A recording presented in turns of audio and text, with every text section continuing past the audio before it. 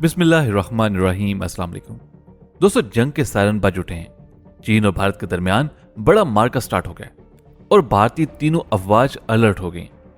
जैसे कि आप जानते हैं कि सर्दियां आने वाली हैं और पहली मर्तबा तारीख में वो लम्हा आ चुका है जब मुकम्मल तौर पर हालात इंडिया के कंट्रोल से इतने बाहर हो चुके हैं कि जनरल बख्शी ने ट्वीट किया कि एनफ इज एनफ। सवाल ये पैदा होता है कि ऐसा क्या मामला हो गया कि उन्होंने कहा कि अब बहुत हो गया, अब हम जंग करेंगे, इसके अलावा हमारे पास कोई आखिरी ऑप्शन नहीं बचता। दोस्तों, आपको मुकम्मल तफसील से आगाह करेंगे, लेकिन उससे पहले अगर आपने अभी तक हमारे चैनल को सब्सक्राइब नहीं किया तो सब्सक्राइब कर लीजिए और साथ लगी घंटी को भी दबा दीजिए ताकि आपको ऐसी ही अंदर की खबरें बर वक्त मिलती रहा करें। पाकिस्तान बोल्ड टीवी के मौजूद सामईन, दोस्तों ये बात आप जानते होंगे कि चाइना ने मेन सर्वर लेक पर कब्जा कर रखा है और वहां पर अब तामीरात भी शुरू कर दी है, जबकि इंडियंस कहते हैं कि ये उनकी रिलीजियस साइट है। यही वजह है कि इंडियंस अब ये कह रहे हैं कि बात मजहब पर आ चुकी है और जब बात मजहब पर आ जाए तो उसके बाद जंग के अलावा कोई ऑप्शन नहीं बचता। हुआ कुछ यूं है कि पाकिस्तान के वज़ीर खारजा शाह महमूद कुरैशी ने चीन का दौरा किया और उसके बाद पाकिस्तान ने चीन के साथ बहुत ज्यादा इंटेलिजेंस शेयरिंग की है, जिसकी तकलीफ इंडिया को हो रही है और पाकिस्तान ने चाइना को बताया है कि इंडिया किसी भी वक्त हमला कर सकता है। लेकिन सवाल ये पैदा होता है कि क्या इंडिया के पास इतनी हिम्मत है कि वो खुलकर एक बड़े पैमाने पर हमला करे? जहां तक हम समझते हैं वो ऐसे जंग बिल्कुल नहीं करेगा, बल्कि वो वैसे ही हमला करेगा जैसे कि आपने हालिया दिनों में देखा कि उन दोनों फौजों के दरमियान जो लड़ाई हुई, जो एक दूसरे पर हमले किए गए, उसी तरह के हमले देखने को मिल सकते हैं। लेकिन बड़ा हमला करने की हिम्मत उनके पास नहीं है और ना ही वो इतनी हिम्मत कर सकते हैं। लेकिन यहाँ पर आपको बताते चलें कि इंडिया ने अपने तीनों अफवाज को हाई अलर्ट कर रखा है कि सर्दियों में किसी भी वक्त लड़ाई हो सकती है। उसमें सूरत हाल यह है कि विंटर में होता यह था कि जब सर्दियां आती थी तो दोनों अफवाज वापस नीचे चल जाती थी और लद्दाख का इलाका जो था वो खाली रहता था। लेकिन इस दफा इंडिया को खतरा है कि अगर वो वापस आए तो चाइना उन इलाकों पर भी कब्जा कर लेगा। लेकिन इंडिया को वहां पर अपनी अफवाज रखना नामुमकिन है, क्योंकि वहां पर सर्दियां इतनी शदीद पड़ती हैं कि वहां पर रहना नाकाबिले बर्दाश्त होता है और अगर फौज को वहां पर रखा जाए तो उसके लिए बहुत ज्यादा अखराजात पड़ जाते हैं और उतने ही अखराजात एक जंग में भी होते हैं जितने का वहां पर रहने के लिए दरकार होते हैं। यही वजह है कि इंडिया इस वक्त मुकम्मल तौर पर परेशान हो चुका है। उसे समझ नहीं आ रही कि वो करे तो करेगा। अगर वो अपनी अफवाज को वापस बुलाता है तो चीनी अफवाज वहां पर कब्जा जमा लेती है और अगर वो वहां पर रहता है तो वहां पर फौज रखना भी किसी जंग से कम नहीं है। यही वजह है कि कहा जा रहा है कि किसी भी वक्त लड़ाई हो सकती है और इंडिया अपनी हजीमत मिटाने के लिए चाइना पर हमला कर सकता है। लेकिन ये हमला उसकी बेवकूफी होगी। यहाँ आपको बता दें कि इंडिया ने अपने फौजियों की छुट्टियां ऑलरेडी मनसूख कर दी हैं।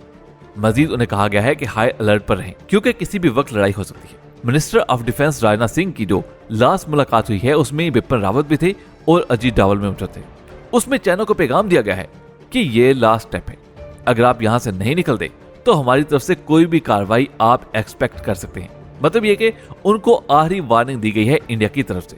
दोस्तों, इस वक्त इंडिया की सूरत हाल बेहद खराब हो चुकी है। पाकिस्तान से जब शाह महमूद कुरैशी चाइना गए हैं और चाइना से बातचीत हुई है और पाकिस्तान और चाइना ने ये कहा है कि अगर भारत हमला करता है तो हम मिलकर उसका मुकाबला करेंगे।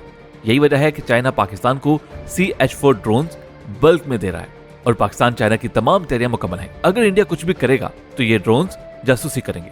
दूसरा, इंडिया की सारी इंस्टॉलेशन को टारगेट करेंगे। पाकिस्तानी गुमनाम हीरोज ने ये इंटेलिजेंस मालूमात भी शेयर की हैं कि इंडिया फ्रस्ट्रेटेड होकर हमला कर सकता है क्योंकि चाइना ने अपनी डेवलपमेंट बड़ी तेजी से शुरू कर रखी है। चाइना ने रोड इंफ्रास्ट्रक्चर बनाना शुरू कर दिया है, हेलीपैड बनाना शुरू कर दिए हैं, एयर बेसिस तक बनाना शुरू कर दिए हैं, यानी कि हर तरह की फौजी कंस्ट्रक्शन मुकम्मल कर ली गई है। चाइना इस वक्त पूरे मूड में है कि इस विंटर में वो बाकी इलाकों पर भी कब्जा कर लेगा और इंडिया को यहाँ समझ नहीं आ रही कि वो करे तो करे क्या।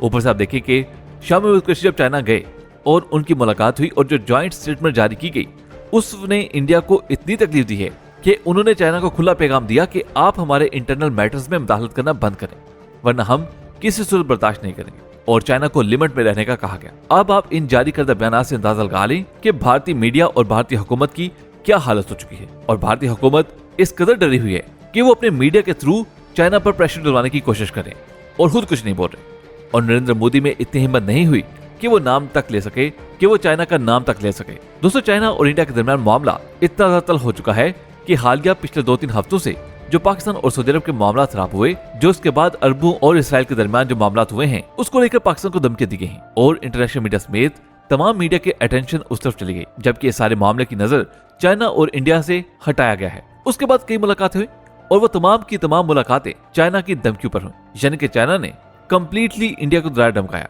ये जो शाह महमूद कुरैशी का चाइना का दौरा हुआ, उसमें चाइना ने पाकिस्तान के साथ मामला फाइनलाइज किए। इंडिया का कहना है कि हमें खदशा है कि 2 फ्रंट से जंग होने जा रही है और सर्दियों के अंदर पाकिस्तान हमला करेगा और चाइना भी हमला करेगा, लिहाजा हमारे पास कोई ऑप्शन नहीं बचती कि हम जंग करें। अब इंडिया पूरी कोशिश कर रहा है कि किसी तरीके से अमेरिका को कहकर साउथ चाइना सी के अंदर जंग शुरू कर दे, लेकिन चाइना ने भी अजीबोगरीब खेल खेला है।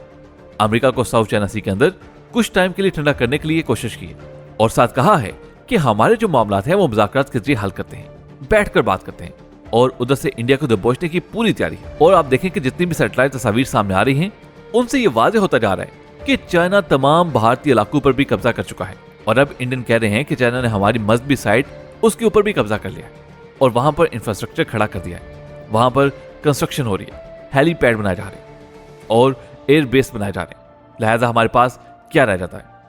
और इसी वजह से इंडिया ने इस वक्त अपने तीनों अफवाज को हाई अलर्ट कर रखा है कि किसी भी वक्त हमला हो सकता है और ये सर्दियां बड़ी जालिम होंगी। दोस्तों, यहां पर आपको एक और खबर से भी आगाह करते चलें कि अमेरिका ने पूरी कोशिश की कि किसी तरह से इमरान खान को उनके ओहदे से हटा दिया जाए और उन्हें सियासत से बाहर कर दिया जाए, लेकिन इमरान खान को हटाने में अमेरिका बेबस हो चुका है और इंशाल्लाह इमरान खान अपनी मुद्दत पूरे करने वाले पहले वज़ीर-ए-आज़म होंगे जो कि अमेरिका के आशीर्वाद के बगैर अपनी मुद्दत पूरी करेंगे।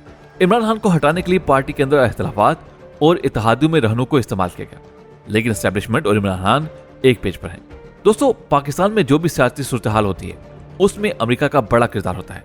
पाकिस्तान में हुकूमत बनाने और गिराने में समझा जाता है कि अमेरिका का हाथ है। इमरान खान के 2 साल गुजर चुके हैं, 3 साल का अरसा बाकी है। सवाल यह है कि इमरान खान बाकी 3 साल पूरे करेंगे। इसके बारे में अमेरिकी मुबस्सिरीन जिनके पास CIA की मालूमात होती हैं उनका कहना है कि फॉरेन पॉलिसी उनका एक इदारा है और ये इदारा व्हाइट हाउस के करीब समझा जाता है। वो पाकिस्तान की सूरत हाल को देख रहे हैं और वहां से जो खबरें आ रही हैं, अमेरिका इमरान खान को हटाने में बेबस है। इमरान खान पहले वज़ीर-ए-आज़म हो सकते हैं जो अमेरिका की मदद के बगैर या अमेरिका के आशीर्वाद के बगैर अपनी मुद्दत पूरी करेंगे।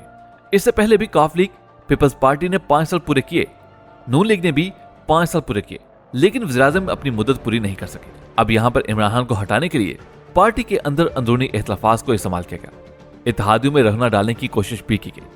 मीडिया हर 2 महीने के बाद तारीख देता कि वज़ीर-ए-आज़म इमरान खान की हुकूमत 2 माह बाद चली जाएगी।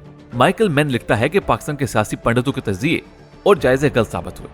इमरान खान के कायम रहने की वजह यह है कि इमरान खान और एस्टेब्लिशमेंट के दरमियान में अभी तक दरार नहीं आ सकी। पाकिस्तान की दिफाई ज़रूरियात को फौज के साथ मिलकर तय कर रहे हैं, इसी वजह से दोनों एक पेज पर हैं। और जब तक पाकिस्तान फौज और इमरान खान की हुकूमत एक पेज पर है, ना कोई पाकिस्तान का बाल बिका कर सकता है और ना ही इमरान खान की हुकूमत जा सकती है। और आपने ये भी गौर किया होगा कि जब से इमरान खान की हुकूमत आई है, आर्मी खुलकर अपना रोल प्ले कर रही है। जहां एक तरफ CPAC की रफ्तार तेज हो गई है तो दूसरे पाकिस्तान में होने वाली दहशतगर्दी भी मुकम्मल तौर पर कंट्रोल में है।